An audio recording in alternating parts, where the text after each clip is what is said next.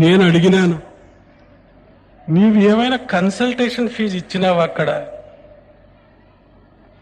పరీక్ష చేస్తారు కదా, నీవేమైనా ఫీజు ఇచ్చుకున్నావా? అబ్బాయి ఏమి తీసుకోరు స్వామి, ఏమి ఇవ్వలేదు. బుద్ధి లేనివాడా, మూర్ఖుడా. వేలకు వేల మంది పోయి అక్కడ పడితే అందరికీ వైద్యం చేసేకవుతుందే? రోగం యొక్క తీవ్రతను బట్టి వాళ్ళు వైద్యం చేస్తున్నారు. కొన్ని వేల మంది పోయి నాకు చూడు అంటే ఎంతమందికి చూడగలరు వాళ్ళు? నీకు ఇంకా అంత సీరియస్ లేదు, నీ రోగం అంతా ఉధృతం కాలేదు కాబట్టి 3 నెలలు నిలిచిరా, 6 నెలలు నిలిచిరా. దాంట్లో సత్యం ఉంది, దాంట్లో న్యాయం ఉంది, దాంట్లో ధర్మం ఉంది. ఆ రోజు నీవే పొగిడావు, ఈ రోజు నీవే నిందిస్తున్నావు. మంచిని చెడుగా, చెడును మంచిగా మారుస్తుంది ఈ సమాజం. చూడండి, ఎక్కడ మంచి జరిగినా మనస్ఫూర్తిగా కొనియాడాలి, మనస్ఫూర్తిగా శ్లాఘించాలి. ఆ సంస్థ చేస్తున్నటువంటి పని అమోఘంగా ఉంది. ఉత్తర దేశంలో చాలా చోట్ల నేను చూసినాను, ఉచితంగా వైద్య చికిత్స చేస్తున్నారు. కర్ణాటకలో కూడా చేస్తున్నారు. అయితే పకడ్బందీగా ఒక వ్యవస్థితమైన రూపంలో ఆ సత్యసాయిబాబా సంస్థ మాత్రం చేస్తుందని వింటున్నాను. ఆ సేవలు అందుకునేదానికి ప్రయత్నం చేయాలి. నిందించడమా, తూలనాడమా మా వివేకం. అది మూర్ఖత్వం వినిపించుకుంటుంది. సమాజం మొదటి నుంచి అంతే, మంచిని త్వరగా ఒప్పుకోదు. అందుకే మా స్వామి గారు అనేవాడు, సత్యము చెప్పులు తొడుక్కునే లోపల అసత్యము ఊరు చుట్టేసి వస్తుందిరా అని అనేవాడు. సత్యము చెప్పులు తొడుక్కునే లోపల అసత్యం ఊరు చుట్టుకొని వస్తుందట. అంటే అసత్యానికి ప్రచారం ఎక్కువ అని. శ్రీరామచంద్రుని సీతమ్మ తల్లిని ఊరికి ఇడిచిపెట్టిందే ఈ సమాజం. ఎన్ని నిందలు వేసిరారు. కృష్ణుని ఊరికి ఇడిచిపెట్టిందే శ్రీకృష్ణుని. దొంగ అనేది ఈ సమాజం. శమంతకమణిని దొంగతనం చేసినాడు అనింది, జారుడనింది, చూరుడనింది, క్రూరుడనింది. ఏ పాపం చేశాడు జీసస్ క్రైస్ట్? ఏమేమో అపవాదాలు మోపి సిలువనెక్కించి చిత్రహింసలు పెట్టి చంపింది జీసస్ క్రైస్ట్. సత్యాన్ని ప్రతిపాదించేదానికి వస్తే మహమ్మద్ ప్రవక్తను ఉండనిచ్చిందే, మక్కా నుంచి మదీనాకు వెళ్లిపోయేటట్లు చేసింది. అక్కడ కూడా నెమ్మదిగా బ్రతికేదానికి విడిచిపెట్టిందే. ఎన్నో యుద్ధాలు చేసింది, ఎన్నో తొందరలు ఇచ్చింది. కన్నటువంటి సేమ్ స్టాబ్రిచ్ ఏం చేసింది ఈ సమాజం? చిత్రహింసలు పెట్టి చంపింది. అత్యంత పవిత్రుడైన జొరాస్టర్ని ఏం చేసింది? ఇంటిలో దూరి బయటికి లాగి చంపివేసింది. నిస్వార్థ బుద్ధితో సేవ చేసే మహాత్మా గాంధీకి ఏమిచ్చినాం మనం? గుండు పెట్టి కాల్చి చంపింది సమాజం. అబ్రహాం లింకన్ ఏం చేసింది? నల్ల తెల్లల మధ్య భేదం వద్దు అన్నందుకే ఆయన చంపివేసింది. అయితే ఈ మహాత్ములందరిలో ఒక మంత్రం చూశానండి. ఎంత నిబ్బరం వాళ్లకు. సమాజం ఎన్ని ఇబ్బందులు పెట్టినా, ఎన్ని నిష్ఠూరాలు చేసినా, ఎన్ని అవమానాలు చేసినా, ఎన్ని అపనిందలు వేసినా కిక్కురు మనకుండా సహించారు వీళ్ళు. వీళ్ళ దగ్గర ఒక మంత్రం ఉండింది.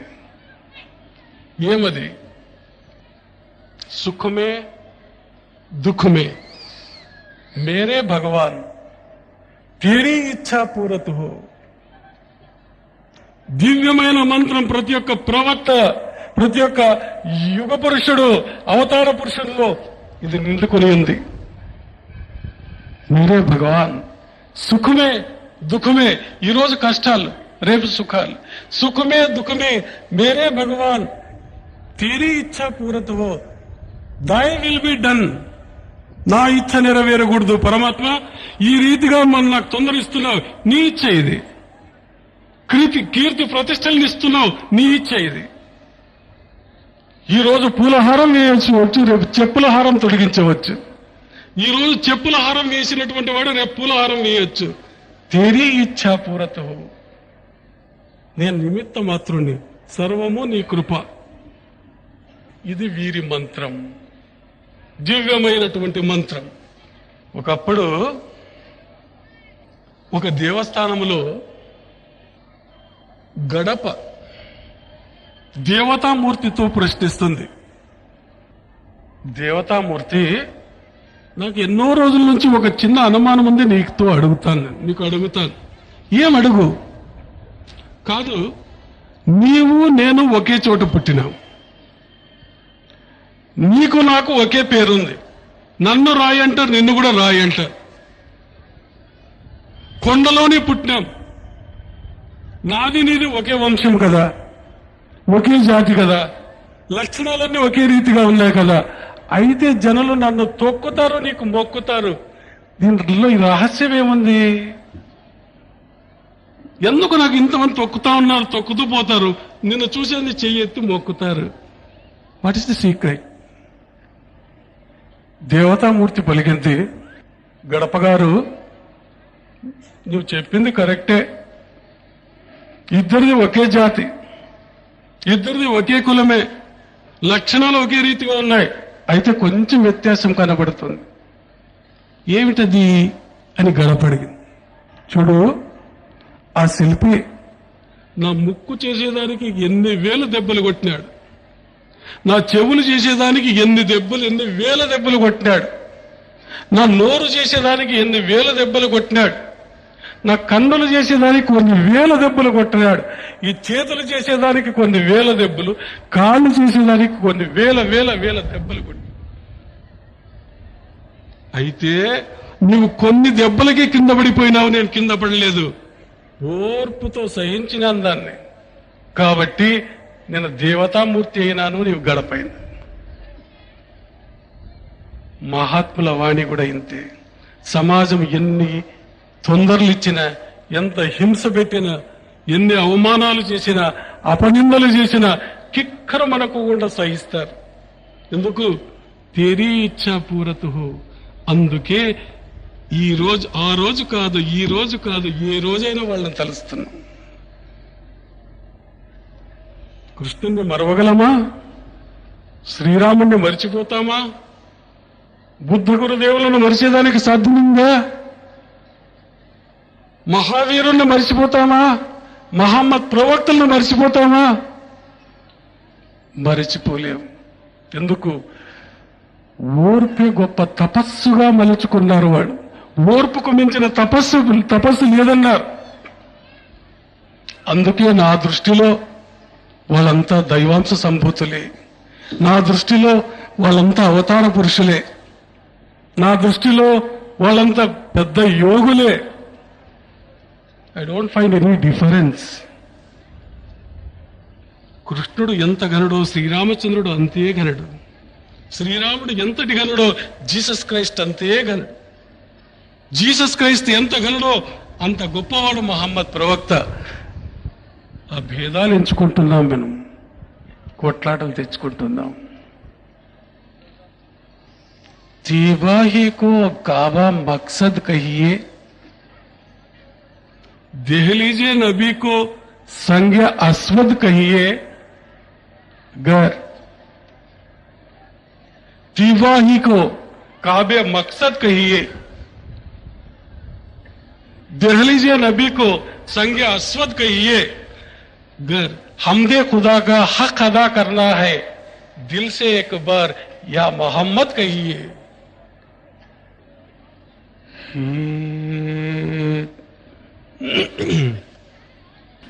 हे सद्गुरु भगवान कैसे करूं गुणगान,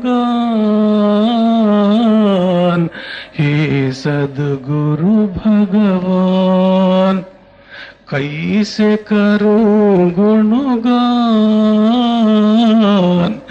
हे सद्गुरु भगवान पाप ताप से हमें बचाया, अंतर भवन रूप दिखाया, पाप ताप से हमें बचाया, अंतर भावन रूप दिखाया। पाप पुण्य का बंध छुड़ा कर मुक्ति पद मान। हे सद्गुरु भगवान कैसे करूं गुणगान। हे सद्गुरु भगवान वेदों ने तेरा यश ने गाया, पार तेरा प्रभु किसने पाया। वेदों ने तेरा यश ने गाया, पार तेरा प्रभु किसने पाया। कैसे करे फिर तेरी वाणी, कैसे करे फिर मेरी वाणी। हे गुरु गुणगान। हे सद्गुरु भगवान कैसे करूं गुणगान।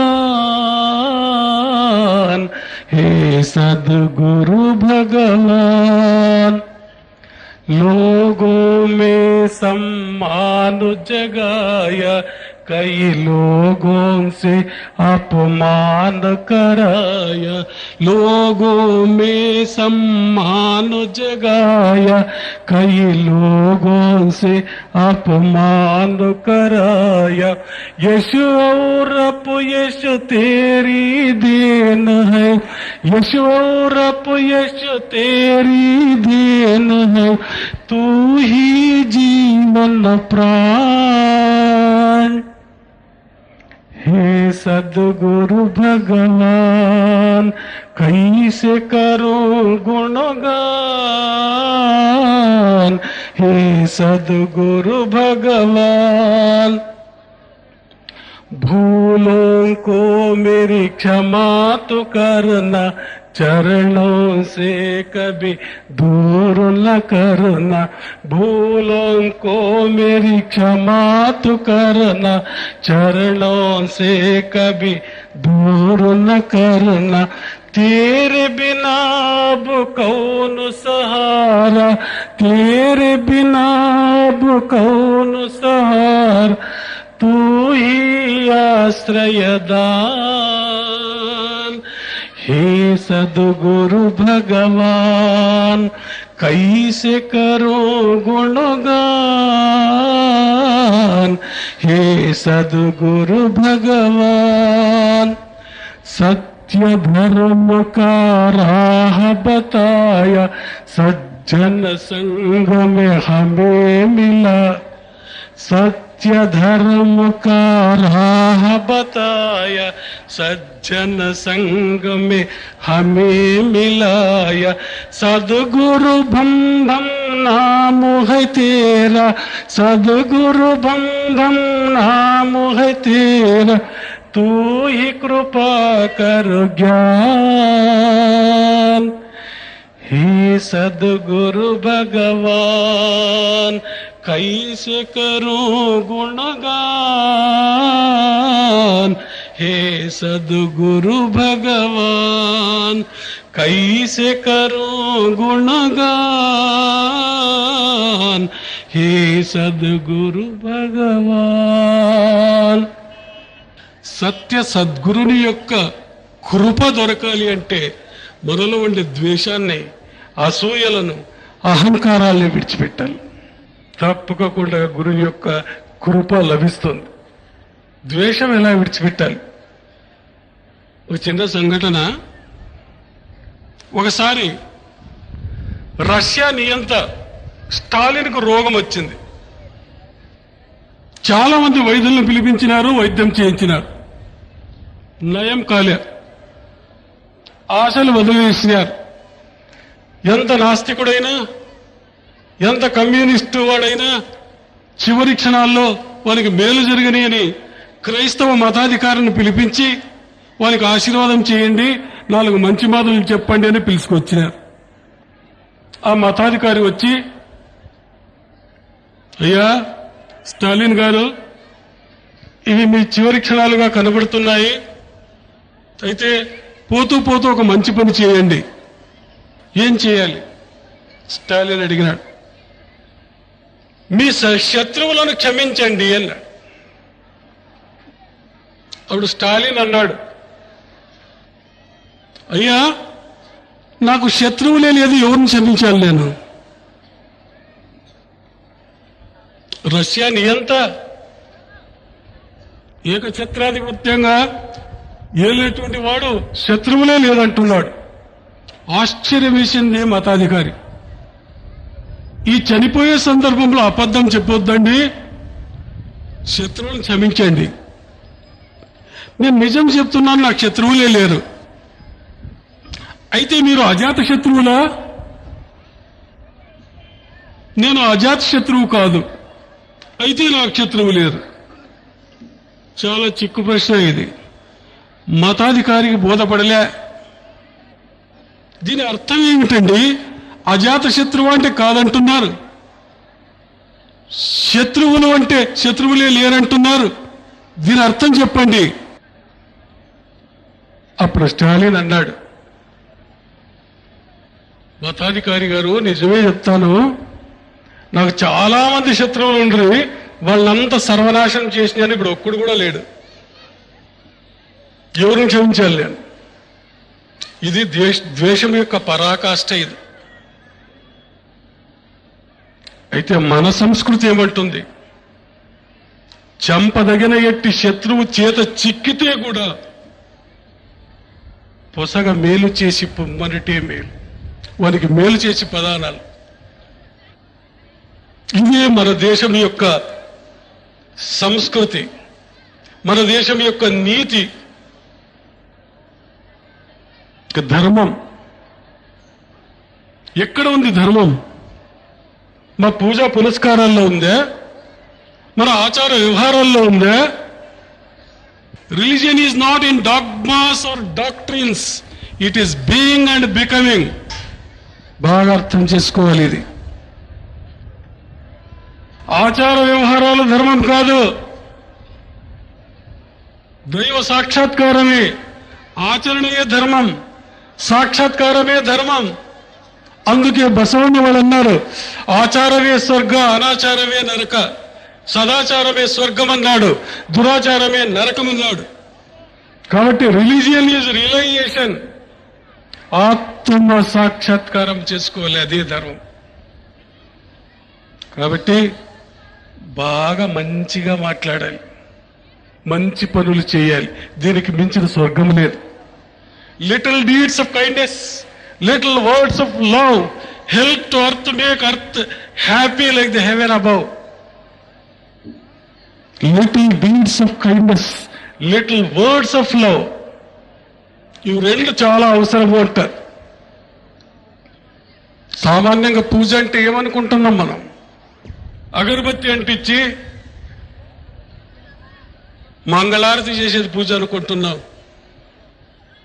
నియమ నిష్ఠలతో విద్యుత్ ధర్మాన్ని నెరవేర్చినాడు, అది పూజ అనిపించుకుంటుంది. ఇదే నిజమైనటువంటి పూజ. డాంబికంగా చేసినటువంటి ఆ ఆచార విచారాల పూజ కాదు. ఒక రైతు చెమటోడ్చి కష్టపడి పనిచేసి పంటలు పండించి గిట్టుబాటు ధరలకు అమ్మి తాను సుఖంగా ఉంటున్నాడు, సమాజాన్ని సుఖంగా ఉండేదానికి అవకాశం కల్పిస్తున్నాడు. అది వాని నిజమైన పూజ. అది రాత్రి పగలు మంగళారతి పెట్టుకొని దేవుని పూజ చేస్తే డాక్టర్ అనిపించుకోడు. వైద్యో నారాయణో హరిహి, పెద్దల మాట ఇది. రోగులను చూసి మంచి మాటలతో, అనునయ వాక్యాలతో కరిగిపోవాలి.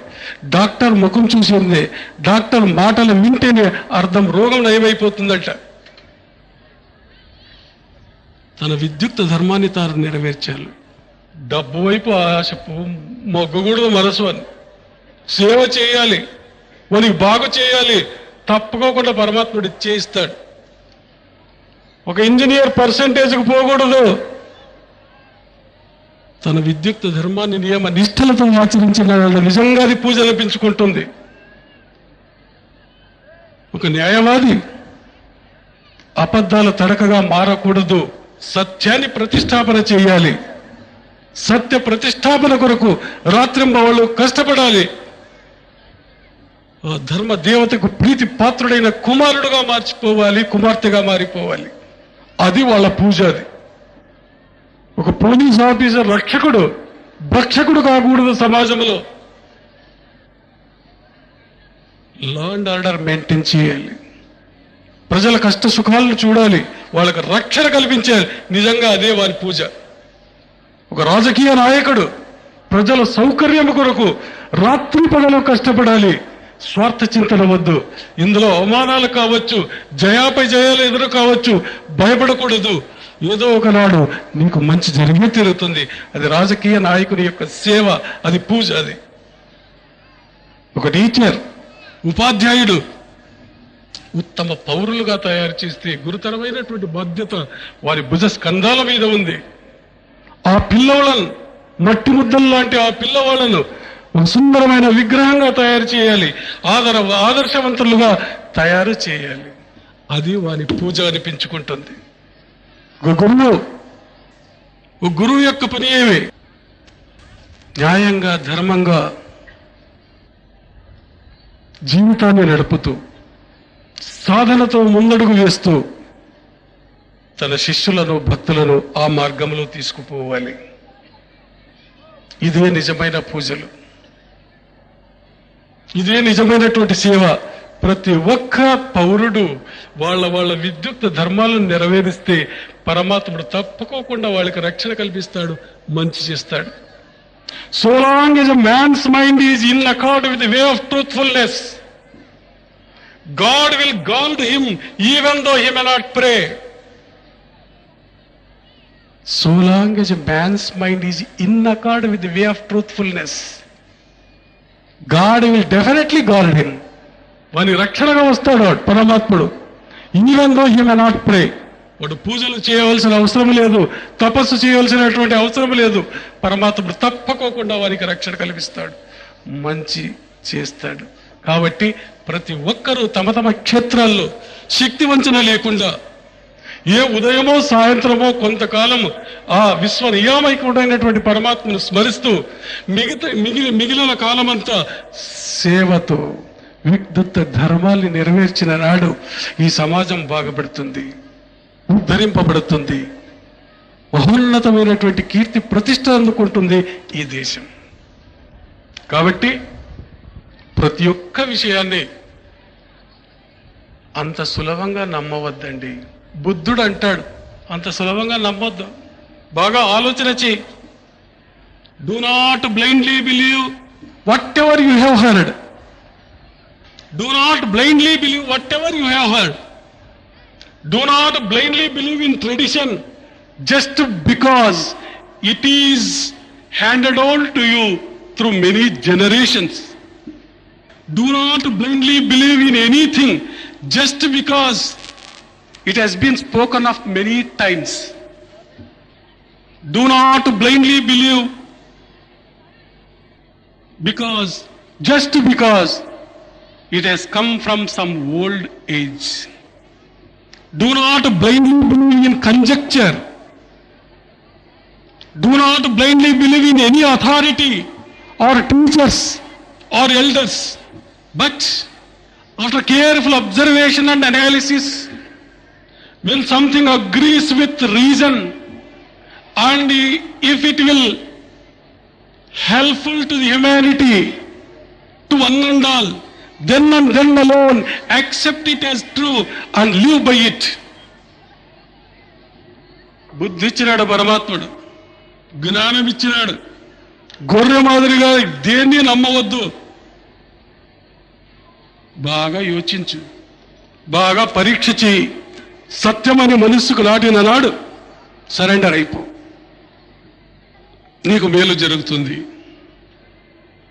ఈ కాలం విజ్ఞాన యుగం. ఇది వేదాంతం యొక్క అవసరం ఉందే ఈ కాలంలో. This is the age of science and technology. అయితే ఒక్క మాట జ్ఞాపకం పెట్టుకోండి, రెండింటి గమ్యమో సత్యమే. విజ్ఞానం యొక్క గమ్యం కూడా సత్యమే, వేదాంతం యొక్క గమ్యం కూడా సత్యమే. విజ్ఞానం అంటే ఏమి? చిత్తశుద్ధితో చేసే విమర్శనాత్మక సత్యాన్వేషణమే విజ్ఞానం అంటారు. ఈ విజ్ఞానులకు ఏకాగ్రత కావాలి, పక్షపాత రహితమైన మనస్సు కావాలి,